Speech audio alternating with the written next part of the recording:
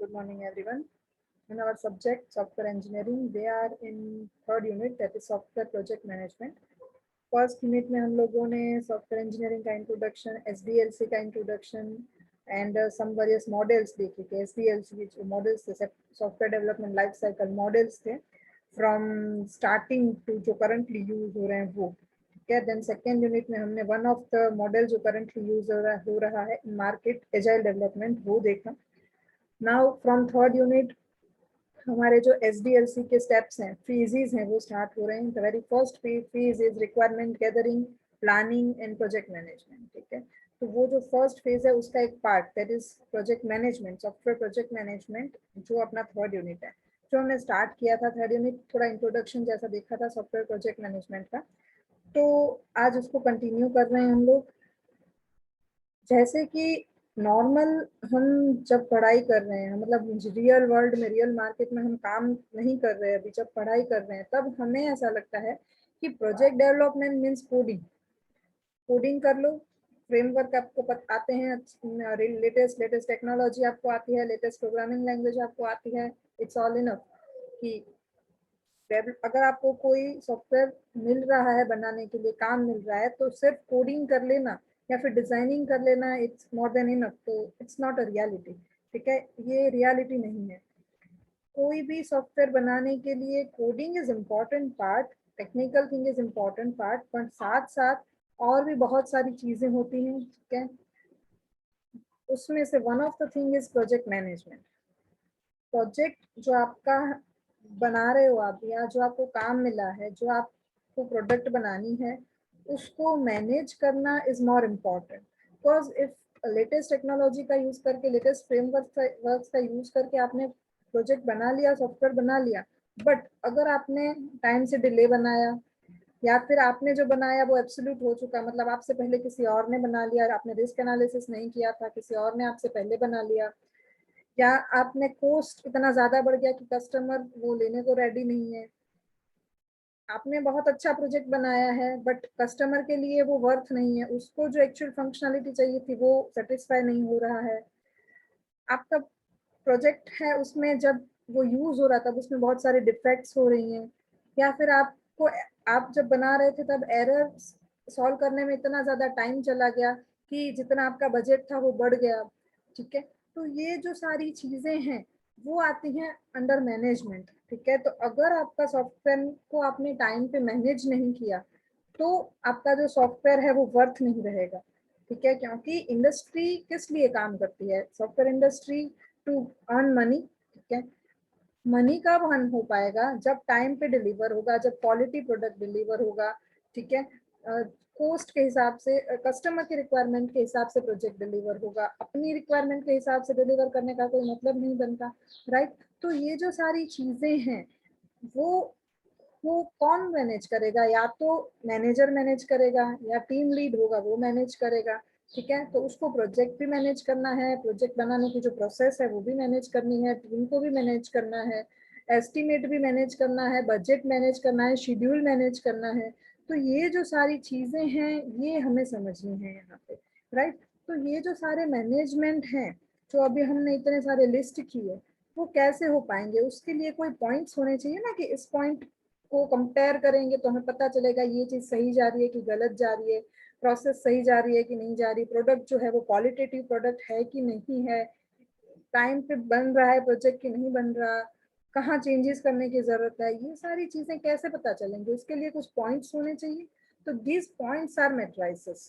ठीक है, जो ये मेट्राइसिस हैं उनका यूज करके वी कैन, मतलब वी कैन हैव आइडिया कि कहाँ कौन सी चीज गलत है, तो उस गलत चीज को एडजस्ट करके we can have better product, we can have timely product, we can have qualitative product. ठीक है, तो ये सारी टाइम पे, क्वालिटी, बजट, प्रोडक्ट के लिए जो एडजस्टमेंट्स करने पड़ेंगे, जो चेंजेस करने पड़ेंगे, वो कहाँ से उसका आइडिया मिलेगा, कहाँ से नॉलेज मिलेगा, कैसे पता चलेगा, कैसे कंपैरिजन होगा, तो यूजिंग दिस मैट्रिसेस। ठीक है, there are 3 matrices used. First one is process matrix, metric, product metric and project metric. What this 3 आज हमें देखना है। ठीक है, प्रोसेस मतलब कि सॉफ्टवेयर बनाने की जो एक्चुअल प्रोसेस है, एक पर्टिकुलर सॉफ्टवेयर की नहीं, वो जो कंपनी है वो सारे सॉफ्टवेयर बनाने के लिए एक ही प्रोसेस यूज करती है।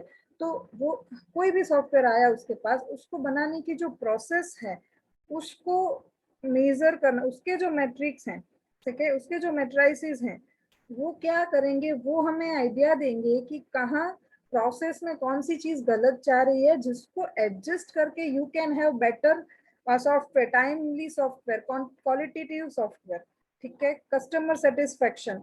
तो प्रोसेस में कहाँ प्रॉब्लम है ये समझने के लिए यूज होता है प्रोसेस मैट्राइसिस। प्रोडक्ट मैट्राइसिस मतलब जो फाइनल डिलीवरेबल्स हैं, लाइक आपका सॉफ्टवेयर है, उसके साथ डॉक्यूमेंटेशन है, उसका कोई बाय प्रोडक्ट अगर है, ठीक है, तो ये जो चीजें हैं इनमें मतलब आपका जो फाइनली जो डिलीवर होने वाला है सॉफ्टवेयर, उसकी जो मेजर्स हैं, उसके जो मैट्राइसिस हैं, दैट इज प्रोडक्ट मैट्राइसिस, जो अभी डिटेल में हम लोग देखते हैं आगे। और प्रोजेक्ट मैट्राइसिस मतलब आपका जो अभी ऑनगोइंग जो प्रोजेक्ट डेवलप हो रहा है, ठीक है, जो अभी अंडर प्रोसेस है आपका जो सॉफ्टवेयर, ठीक है, उसके रिलेटेड जो मेजर्स करने हैं कि उसको कितना हार्डवेयर दिया, कितना कॉस्ट लगा, कितने पीपल उसमें काम कर रहे हैं, उस हिसाब से उसकी हमें मतलब इनकम हो रही है कि नहीं हो रही, उस हिसाब से जितने पर्सन काम कर रहे हैं उतना क्वांटिटेटिव सॉफ्टवेयर बन रहा है कि नहीं बन रहा। तो ये सारी जो चीजें कैलकुलेट करनी है ये होंगी यूजिंग प्रोजेक्ट मैट्राइसिस, ठीक है। प्रोसेस और प्रोजेक्ट में क्या फर्क है, प्रोसेस जो है वो एक पर्टिकुलर सॉफ्टवेयर के लिए नहीं है, ये लॉन्ग टर्म प्लानिंग है, ठीक है। प्रोसेस मैट्राइसिस का यूज करके सारे प्रोजेक्ट्स को एनालाइज करके लॉन्ग टर्म प्लानिंग की जाएगी from process matrices. And project matrices particular अभी जो सॉफ्टवेयर अंडर प्रोसेस है उसके रिलेटेड जो मैट्राइसिस है वो प्रोजेक्ट मैट्राइसिस है, ठीक है। और जो प्रोडक्ट मैट्राइसिस है वो तो फाइनल जो डिलीवरेबल है उसकी क्वालिटी के ऊपर फोकस करना है। तो इन तीन चीजों को और डिटेल में देखना है आज हमें। ये सारी चीजें बहुत ज्यादा इंपॉर्टेंट हैं क्योंकि without this software properly manage ही नहीं हो पाएगा, और मैनेज नहीं हो पाएगा तो वर्थ ही नहीं है उसको बनाना, ठीक है। किसी भी टाइम पे किसी भी बजट में कोई भी चीज बना के दे दी, उसका रियल मार्केट में कोई वैल्यू नहीं होता। ओके, तो let's start with process matrices. जैसे अभी हमने डिस्कस किया, प्रोसेस मैट्राइसिस का यूज करके लॉन्ग टर्म प्लानिंग की जाती है। किस चीज के लिए प्लानिंग की जाती है कि एट द एंड हमें प्रॉपर चीज मिले जो हमें बनानी थी, ठीक है। उसके लिए लॉन्ग टर्म प्लानिंग की जाती है। कौन सी चीजों को ध्यान में रखा जाएगा यहाँ पे, मतलब प्रोसेस क्या है, गैदरिंग हुआ, रिक्वायरमेंट रिस्क एनालिसिस हुआ, टीम डिसाइड हुई, शेड्यूल डिसाइड हुआ, ये सारी प्रोसेस है, ठीक है। हर एक कंपनी की अपनी खुद की मतलब एक प्लानिंग होती है, एक प्रोसेस होती है कि जिस हिसाब से वर्क होता है। वी कैन से एक एग्जांपल लें, अगर हायरची है, ठीक है, कि एक टीम जो बना रही है 5 जन की, उसके ऊपर वो किसको रिपोर्ट करेगी, वो बंदा किसको रिपोर्ट करेगा, कितने मतलब कितने लेवल की हायरची होगी, ये वन टाइप ऑफ प्रोसेस हुई, ठीक है। उसकी अपनी अप्रोच है कोई सॉफ्टवेयर बनाने का। तो सपोज जैसे एजाइल डेवलपमेंट है तो वहां पे ये हायरची नहीं होती है। तो अगर कोई कंपनी हायरची में वर्क कर रही है और उसको प्रॉपर आउटपुट नहीं मिल रहा है, आउटपुट इन द सेंस जो हमें सॉफ्टवेयर आउटपुट हम जो प्रोडक्ट है वो प्रॉपरली एट अ टाइम नहीं हो रही, कोई प्रॉब्लम्स क्रिएट हो रही है, जो कुछ भी है, तो मैनेजर है उसको प्रोसेस मैट्राइसिस का यूज करके ये डिसाइड करना पड़ेगा कि यहाँ पे हायरची चेंज करने की जरूरत है, कि कुछ ऐड करने की जरूरत है, या कुछ रिमूव करने की जरूरत है, ठीक है। तो उसके लिए एरर कैटेगराइजेशन एंड एनालिसिस किया जाता है यहाँ पे। मतलब कि पहले तो सारी, क्योंकि मेन है क्या, एरर मतलब सॉफ्टवेयर बनाते टाइम जो टेक्निकल कोडिंग में एरर है उसकी बात नहीं हो रही है यहाँ पे। एरर उसको भी बोलते हैं, चाहे कोई फंक्शनलिटी प्रॉपरली वर्क कर नहीं कर रही वो भी एरर है, जो सोचा था वो नहीं बना वो भी एरर है, ठीक है। तो all errors and defects are categorised by origin. Errors मतलब जो हमने अनकवर की, मतलब डेवलपर ने अनकवर की, और डिफेक्ट्स मतलब हमसे अनकवर नहीं हो पाई, वो कस्टमर को डिप्लॉय हो गया सॉफ्टवेयर वहां पे मिली, ठीक है, तो वो डिफेक्ट। तो एरर्स एंड डिफेक्ट्स को जितने भी अभी ऑनगोइंग मतलब जितने भी सॉफ्टवेयर पास्ट में बने हैं उन सब का एनालिसिस करके, उन सब की एरर्स और डिफेक्ट्स का एनालिसिस करके उसके ऊपर से करंट जो सॉफ्टवेयर बनने वाले हैं उनकी प्लानिंग करना, ठीक है। The cost to correct each error and defect is recorded, मतलब समटाइम इट मे हैपन कि एरर को सॉल्व करना इतना ज्यादा महंगा हो जाता है, मतलब सॉल्व करना, उसके लिए कोई एक्सपर्ट की जरूरत पड़ी, कोई एडवांस टेक्नोलॉजी की जरूरत पड़ रही है, तो उसकी जो कॉस्ट है वो कितनी हो रही है। अगर एरर को हम अनकवर कर रहे हैं तो कितनी कॉस्ट हो रही है, अगर एज इट इज छोड़ रहे हैं तो क्या कॉस्ट हो रही है, ठीक है। कॉस्ट सिर्फ पैसों में नहीं कैलकुलेट होती है, ठीक है, वो टाइम पे भी कैलकुलेट, टाइम से भी कैलकुलेट हो सकती है, वो क्वालिटी से भी कैलकुलेट हो सकती है, फाइन। तो ये जो सारी चीजें हैं जिनका मतलब आंसर मिलने से you can modify your process to have better products, ठीक है। तो मैनेजर प्रोसेस मैट्रिसेस का यूज करेगा टू वी कैन से plan long term planning for all the projects, ठीक है। सो ये होता है process matrices. Next is project matrices. तो प्रोजेक्ट मैट्रिसेस, प्रोजेक्ट मतलब अभी जो सॉफ्टवेयर अपना अंडर वर्क है वो, ठीक है, उसका स्टेटस जानना, उसका ट्रैक, कि जो सपोज कि प्लानिंग के टाइम पे डिसाइड हुआ था कि 5 इटरेशंस होंगे, पूरे 5 इंक्रीमेंट्स हम डिप्लॉय करेंगे कस्टमर को और उसमें काम हो जाना चाहिए, ठीक है। इसीलिए मॉड्यूल्स भी डिवाइड हो चुके हैं कि फर्स्ट इंक्रीमेंट में इतने मॉड्यूल्स प्रोवाइड करेंगे, सेकेंड इंक्रीमेंट में इतने मॉड्यूल्स प्रोवाइड करेंगे। तो अभी करंट स्टेटस का जान के प्रोजेक्ट मैनेजर देखेगा, तो अगर उसको पता चला कि हम पीछे चल रहे हैं शेड्यूल से या हम शेड्यूल से आगे चल रहे हैं, तो उसके ऊपर से वो चेंजेस करेगा, डिसाइड करके प्लान करके वो चेंजेस करके देगा। अगर जो भी बेनिफिशियरी हैं, बेनिफिशियल हैं जो कंपनी के लिए, जो कस्टमर के लिए, जो टीम के लिए, तो मतलब करंट सिचुएशन को इवेल्युएट करके ही और she can plan for better future, ठीक है। तो ये होते हैं प्रोजेक्ट मैट्रिसेस कि जहाँ पे ऑनगोइंग प्रोजेक्ट का स्टेटस जान के, उसका ट्रैक जान के, उसकी इंफॉर्मेशन लेके we can calculate budget, can calculate schedule, can changes implement करके can have better products in future, ठीक है। This is all about current product, current software, not all the softwares. Next is product matrices. तो जो product matrices हैं based on quality of deliverables, मतलब जो चीज जो फाइनली हम कस्टमर को दे रहे हैं उसकी क्वालिटी पे ही फोकस करना है, ठीक है। उसको विदाउट डिफेक्ट्स डिलीवर होने चाहिए डिलीवरेबल्स, उस विदाउट डिफेक्ट्स डिलीवर हुए, बट उसको उतने ही यूजफुल होने चाहिए जितने उसने एक्सपेक्ट किए थे या जितने हमने प्लान किए थे। कि एक्स्ट्रा फीचर्स दे दी पर उसका वो कभी यूज ही नहीं करने वाला, तो उसका कोई मतलब नहीं बनता है, ठीक है। तो प्रोडक्ट जो फाइनली हम कस्टमर को डिलीवर कर रहे हैं उसकी क्वालिटी पे के ऊपर फोकस करता है product matrices.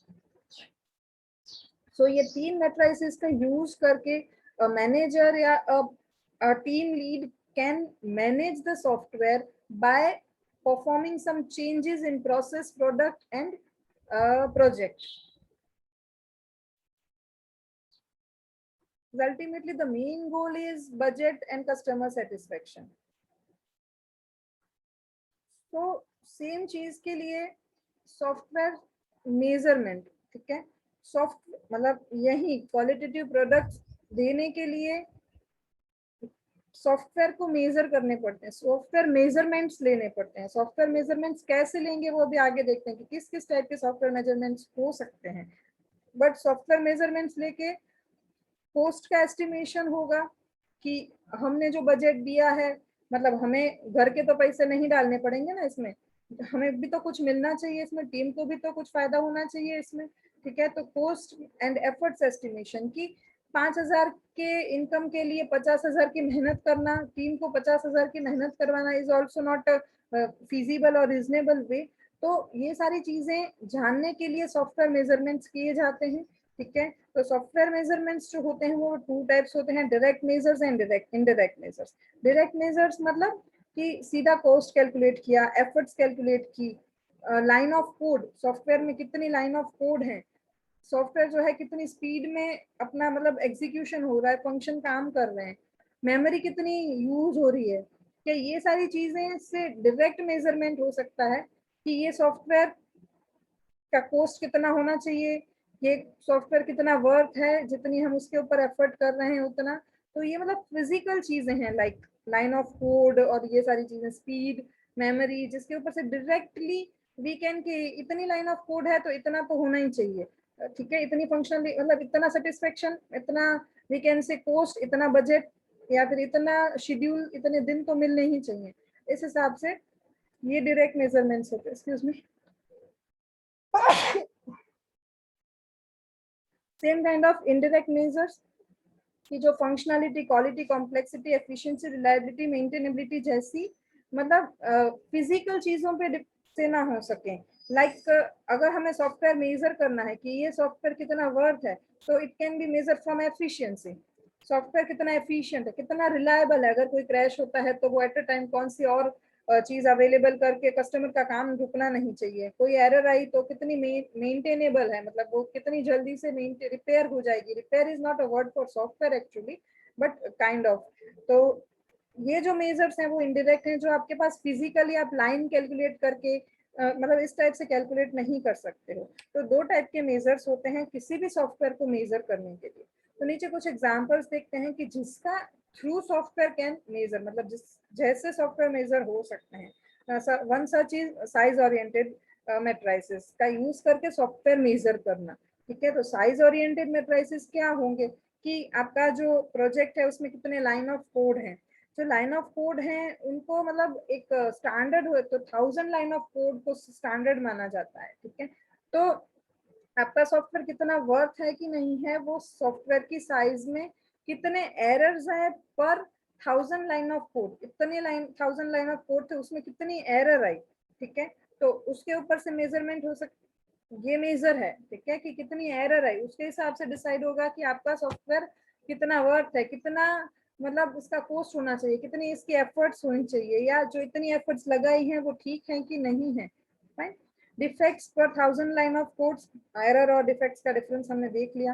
Pages of documents पर 1000 लाइन ऑफ कोड, मतलब इतने कोड के लिए हमने कितना डॉक्यूमेंटेशन प्रोवाइड किया। एरर्स पर person month, person per month, या फिर 1000 ऑफ लाइन ऑफ कोड पर पर्सन मंथ, मतलब ये जो है वो फिजिकल मेजर्स, मतलब डायरेक्ट मेजर्स हैं कि यहाँ पे ये सारी चीजें फिजिकली कैलकुलेट हो सकती हैं, थ्रू विच जो सॉफ्टवेयर है वो मेजर हो पाएगा कि वो कितना सही है, कितना गलत जा रहा है, कितना वर्थ है, कितना नहीं है, ठीक है। Same time next measure is function oriented matrices, मतलब ये जो ऊपर वाला था वो डायरेक्ट मेजरमेंट था, ठीक है, कि साइज। नीचे वाला जो है वो इनडायरेक्ट है, फंक्शंस की, मतलब कितने functions we are providing to customer, ठीक है।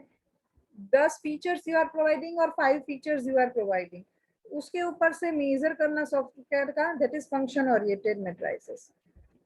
ऑब्जेक्ट ओरिएंटेड मैट्रिसेस जो एक्चुअली इतना, मतलब ये मैट्रिसेस यूज करना इतना वर्थ नहीं है, क्योंकि ये जो है वो सिर्फ ऑब्जेक्ट ओरिएंटेड लैंग्वेजेस के साथ यूज हो सकता है, और कोड में कितने ऑब्जेक्ट्स जो क्रिएट हुए उस हिसाब से ये कैलकुलेशन होता है। तो हर एक प्रोग्रामिंग लैंग्वेज, ये मतलब लैंग्वेज डिपेंडेंट हो जाता है कि हर एक लैंग्वेज के हिसाब से ये जो मैट्रिसेस है वो डिफरेंट डिफरेंट मिलेंगे।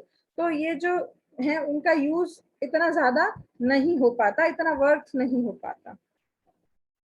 Use case oriented matrices, use case मतलब क्या कि आपका जो सॉफ्टवेयर है उसके यूज केसेस, क्या क्या यूज होगा उसका, कौन कौन उसका यूज करेगा, किस टाइप ऑफ कस्टमर्स उसका यूज करेंगे, तो उसको यूज केस बोलते हैं। तो उसके ऊपर से सॉफ्टवेयर मेजर करना कि सॉफ्टवेयर का जो ट्रैक है वो देना, रखना, that is use case oriented matrices, ठीक है।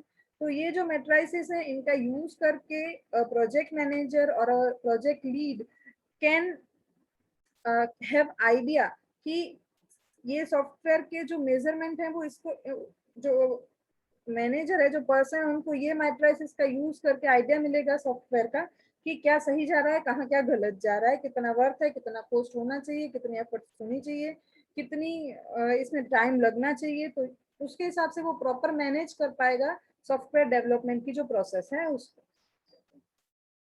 तो ये सारी चीजें just used for software project, in short project management के लिए, ठीक है।